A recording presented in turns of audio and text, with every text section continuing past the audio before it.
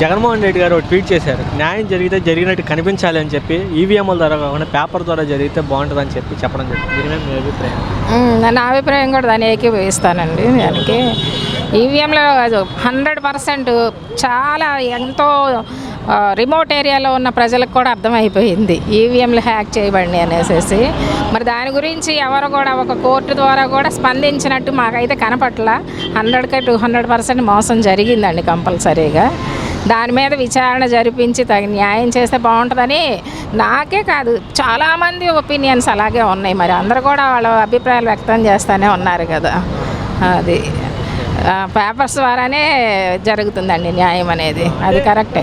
అంటే అభివృద్ధి జరిగిన దేశాల్లో ప్రపంచంలో ఎక్కడా లేదు, మన భారతదేశంలో ఉందని. ఆ దేశాలు మనకి చాలా తేడా ఉందండి. మన న్యాయ వ్యవస్థ అంటే న్యాయ వ్యవస్థని అనొచ్చో అనకూడదో మరి, అయితే జరుగుతుంది అంటే ఎంతకంటే డబ్బుకి న్యాయం అమ్ముడుపోతుంది చెప్పాలంటే. మరి ఇతర దేశాల్లో అలా లేదు కదా. అక్కడ చాలా పక్కా రూల్స్ అండ్ రెగ్యులేషన్స్ బాగా పాటిస్తున్నారు. మనకి ఇలా లేదు కదా మన ఇండియాలో. అవునండి, నేను అదే అనేది. వాళ్ళు చాలా సిన్సియర్గా ఉంటున్నారు, జెన్యున్గా ఉన్నారు కాబట్టి వాళ్ళకి అది జరుగుతుంది. మనకు అలా ఉందా? మన వ్యవస్థ ఎలా ఉంది? మన వ్యవస్థలో అంత అన్యాయమే కదా, అధర్మమే జయిస్తుంది. ధర్మం ఎక్కడ ఉంది చెప్పండి? దాన్ని బట్టి అక్కడికన్నా ఇక్కడ దాంతో కంపేర్ చేసుకుంటే మనం చాలా మారాలి మన దేశం, అవునా కాదా? చాలా మారాలి మన దేశం. దాంతో కంపేర్ చేసుకోవడం అనవసరం అండి. కొన్ని విషయాలు చేసుకోవచ్చు టెక్నాలజీ పరంగా, మన డెవలప్మెంట్ కోసం కొన్ని విషయాల్లో చేసుకోవచ్చు. కానీ కొన్ని విషయాల్లో మాత్రము మనకి న్యాయం అనేది లేదు. కుల రాజకీయాలు అయిపోయినాయి, న్యాయ వ్యవస్థ అనేది దిగజారిపోతుంది చెప్పాలంటే. దాన్ని బట్టి జగన్మోహన్ గారు చేసిన ట్వీటే సమంజసనీయమో నా ఉద్దేశం. అంటే జగన్మోహన్ రెడ్డి గారు రిషికొండ మీద ఏర్పరిచిన భవనం ప్రభుత్వ భవనం అని వైసీపీ వాళ్ళు అంటున్నారు. కాదు, ఇది జగన్మోహన్ రెడ్డి విలాసం కోసం కట్టించుకున్నారని టీడీపీ వాళ్ళు ఆరోపిస్తున్నారు. అందరికీ దాని గురించి ఏది కామెంట్ చేయలేను.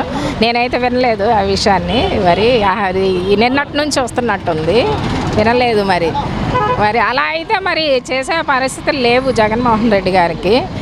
వీళ్ళు మరి విదేశాలు వెళ్ళి ఖర్చు పెట్టారు కదా, ఇది కనపడుతుంది మనకి. వాళ్ళు విదేశాలు వెళ్ళి మరి లోకేష్ ఫుడ్ ఖర్చులకి వాటి అన్నిటికీ కోట్లు ఖర్చు పెట్టారు, అది కనపడలేదు, ఇది కనపడుతుంది. దాన్ని బట్టి విమర్శిస్తూ ఉంటారు. దాని ఉంది. ఫర్నిచర్ కూడా దొంగతనం చేశారని చెప్పి. ఎక్కడ ఫర్నిచర్ దొంగతనం చేశారంటే ఏదండి వాళ్ళకి నచ్చినట్టుగా ఇప్పుడు వాళ్ళ ప్రభుత్వం వచ్చింది కదా, ఇష్టానుసారంగా ఆరోపణలు చేస్తారు. దానిదే ఉంది. అంటే నేను ఏ పార్టీకి సంబంధించి కాదండి, న్యాయంగానే మాట్లాడతాను. నేను ఒక సోషల్ సర్వీస్ చేస్తూ ఉంటాను, నేను ఆర్ఫనేజ్లో. సో దాన్ని బట్టే న్యాయం అనేది పేదలకు జరిగింది, ఎవరి ద్వారా జరిగిందో ప్రతి ఒక్కళ్ళకి తెలిసింది. దేశ విదేశాల్లో కూడా ఎట్లా మన ఏపీలో ఎలా ఉందో డెవలప్మెంట్, ముందు స్కూల్స్ డెవలప్ అయింది అన్నీ తెలిసిందే కదా విషయాలు. వాళ్ళ ప్రభుత్వం కాబట్టి ఎన్నో ఆరోపణలు చేయడానికి అవకాశం ఉంటుంది. ఈరోజు పవన్ కళ్యాణ్ గారు డిప్యూటీ సీఎంగా బాధ్యతలు సేకరించబోతున్నారు. ఏం చెప్తామండి దానికి? ఏం చెప్తామండి? ఆయన మాట్లాడటమే రాదు. అదే చెప్పట్లా, వాళ్ళు గెలిచారు, వాళ్ళ చేతిలో ఉంది ప్రభుత్వం, 5 ఏళ్ళ ప్రభుత్వం ఉంది కాబట్టి వాళ్ళు ఏదైనా చేయగలరు. మరి మనం ఇంకేం మార్చలేం కదా.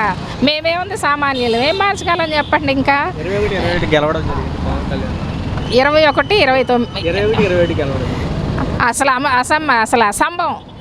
గెలవడం అనేది అసంభవం. చిన్నపిల్లలు కూడా అవుతున్నారండి.